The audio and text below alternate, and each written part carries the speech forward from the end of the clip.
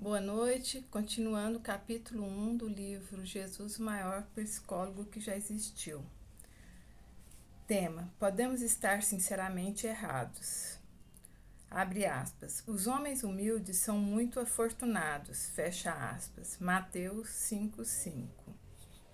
Às vezes confiamos muito no que pensamos, porque isso nos dá uma falsa sensação de segurança. Podemos sinceramente acreditar que algo é verdade, mas ainda assim estar completamente errados. Jesus nos avisou que não devemos confundir a sinceridade com a verdade.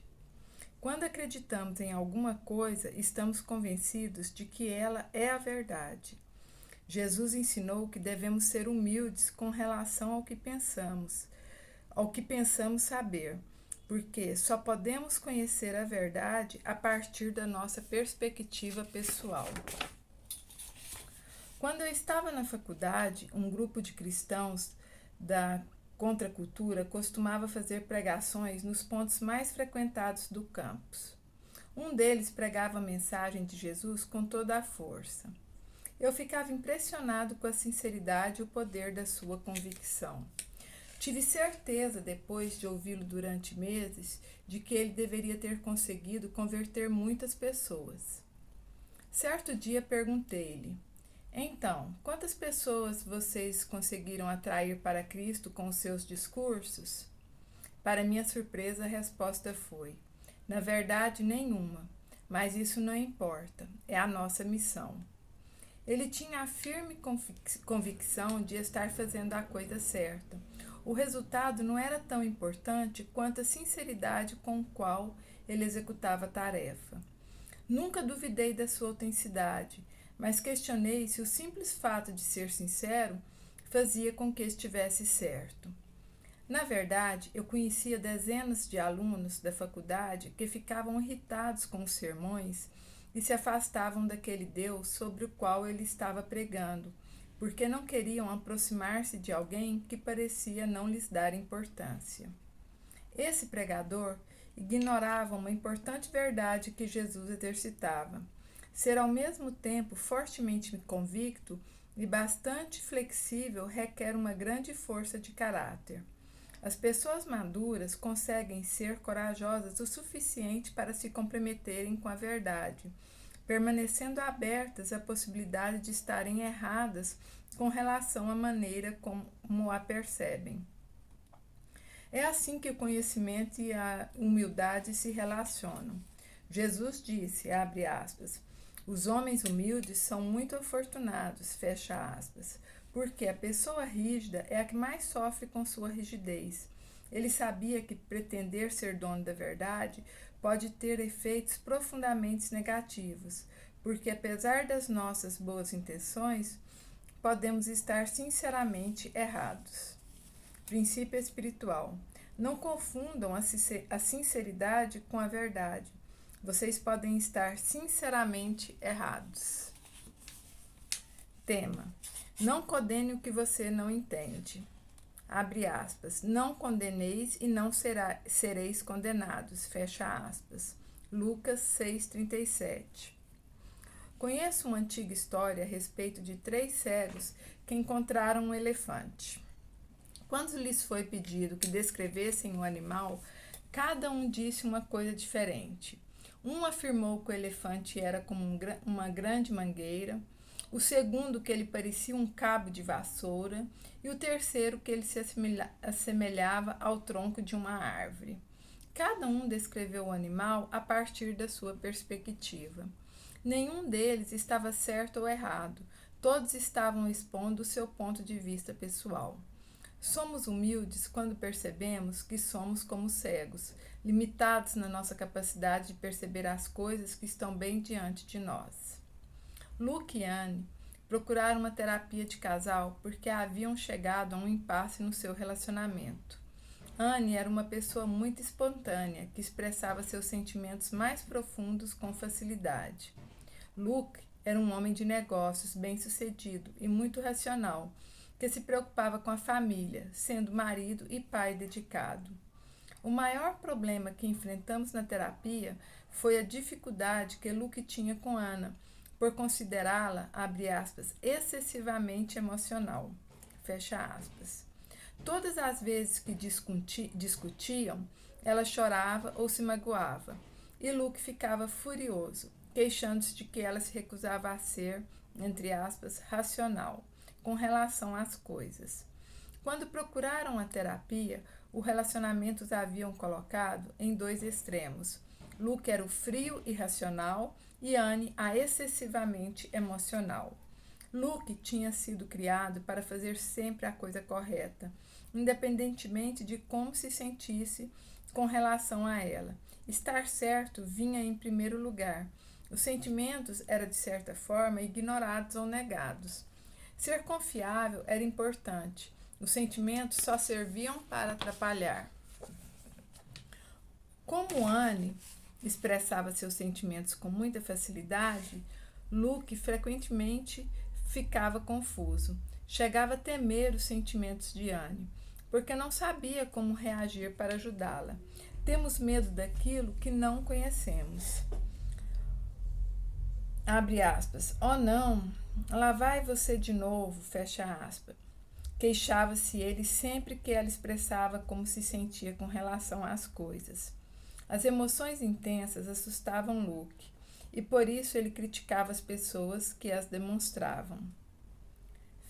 Abre aspas. Não dou a mínima com relação a como você se sente a respeito do assunto. Vá simplesmente em frente. Fecha aspas, dizia ele. É claro que essa atitude só reforçava o comportamento emocional de Anne, piorando a situação. As coisas começaram a melhorar quando Luke entendeu que reagia negativamente aos sentimentos de Anne por não entendê-los. Ele passou a compreender que os sentimentos não são nem bons nem maus, são apenas outra fonte de informações necessárias para que o casamento dê certo. Talvez Luke pudesse beneficiar tentando entender como Anne se sentia. Ele contribuiu para a harmonia conjugal quando deixou de achar que a mulher era emocional demais e começou a procurar ver as coisas a partir da perspectiva dela. A atitude dele ajudou Anne a parar de se condenar por ter reações emocionais muito intensas diante das coisas. Ela não era, abre aspas, excessivamente emocional, fecha aspas. Era apenas uma pessoa que se sentia mal por ser emotiva, o que a fazia desmoronar sempre que se aborrecia. O fato de se permitir ter sentimentos possibilitou que estes surgissem e fossem resolvidos mais naturalmente. Luke e Anne ainda têm discussões, mas conseguem superá-las muito mais rápido agora, quando tudo volta ao normal. Luke frequentemente diz, abre aspas, sabe, estou feliz por termos conversado a respeito disso, fecha aspas. As discussões passaram a ser mais produtivas quando um deixou de julgar o outro e procuraram entender as diferenças. Jesus nos advertiu das armadilhas que encontramos ao julgar os outros. Ele sabia que nossos julgamentos se baseiam em informações distorcidas por nosso modo de ser e que não correspondem necessariamente à realidade. Precisamos acreditar que sabemos a verdade completa a respeito das coisas e das pessoas para nos sentirmos seguros, achando que dominamos completamente a situação e que nada novo virá nos perturbar. Esse temor do desconhecido é a base da intolerância. Ele nos leva a julgar e rotular as pessoas e coisas. Quando sentimos esse tipo de medo, condenamos o que não compreendemos. Princípio espiritual. Ao julgar os outros, nós nos condenamos. Tema: livrando-nos da autocondenação. Abre aspas. Deus não enviou seu Filho ao mundo para condenar o mundo. Fecha aspas. João 3,17. Christian começou a se tratar comigo porque estava sabotando a sua carreira e não conseguia entender por quê. Ela tinha conseguido chegar ao topo da organização e agora não conseguia trabalhar. Ficava paralisada devido ao crescente pânico de ser demitida. Estava quase incapacitada por sentimentos de insegurança. Foram necessários vários meses, mas finalmente conseguimos entender, em parte, por que ela estava arruinando o seu sucesso. Christian não se sentia orgulhosa por causa das suas realizações. Na verdade, ela não sentia nenhum orgulho de si mesma. Sua autoestima era baixíssima e ela tentava compensar este sentimento com o sucesso empresarial e a riqueza material. Procurava parecer boa externamente porque acreditava que era má por dentro. Estava nas garras da autocondenação. Christian passou a infância tendo que lidar com uma mãe alcoólatra e tentando esconder do mundo a vergonha que sentia. Vivia quase o tempo todo assustada ou envergonhada. A experiência foi traumatizante demais. E apesar de a mãe ter parado de beber quando Christian era adolescente, ficaram marcas profundas. Ela achava que sentia ódio de si mesma devido à maneira como se sentia com relação à mãe. Acontece que não era a si mesma que ela odiava, e sim a mãe. Apesar dos horrores e humilhações por que passamos quando criança, Christian jamais se permitira sentir raiva da mãe. Era como se estivesse o dever de enfrentar os problemas e fazer as coisas parecerem normais. Mas a verdade é que ela sempre se culpara pelos fracassos da mãe. Acreditava que se tivesse sido uma criança melhor, sua mãe não teria precisado beber, e acabou acreditando que não merecia que a mãe se esforçasse para cuidar dela. Enquanto condenou-se por causa da sua infância miserável, Christian teve a certeza de não merecer ter sucesso na vida. Quando Christian começou a perceber o que estava acontecendo, as coisas mudaram. Quando se condenava, era como se o fracasso na vida fosse inevitável. Acreditou que nunca teria sucesso e ponto final. Quando tomou consciência de que, abre aspas, nunca terei sucesso, fecha aspas, não era um fato real, mas apenas uma crença criada por sua experiência de vida, começou a melhorar. Os fatos não mudam, mas as crenças sim. Agora ela sabe que acreditou no seu fracasso durante anos e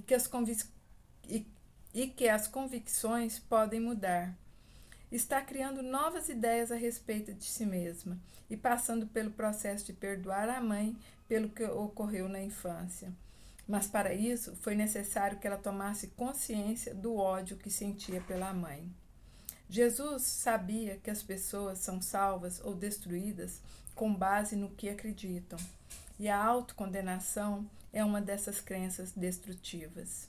Christian passou a esforçar-se para sair dessa situação causada por força de sua crença. A parte mais difícil da terapia foi fazê-la descobrir que ela se condenava e se sabotava não por fatos reais, mas por causa do que acreditava ser verdadeiro a seu respeito. Quando ela percebeu isso, sua capacidade de mudar manifestou-se muito rápido. Todo mundo sente-se mal às vezes com relação às coisas que fez, mas algumas pessoas sentem-se mal a respeito de quem são. Elas se condenam e se tornam autodestrutivas, se não descobrirem como mudar suas convicções com relação a si mesmas. Apresentar-lhes fatos raramente muda a atitude de autocondenação. Jesus ensinou que as crenças são modificadas pela fé e não pelos fatos. Ele não veio ao mundo para condená-lo.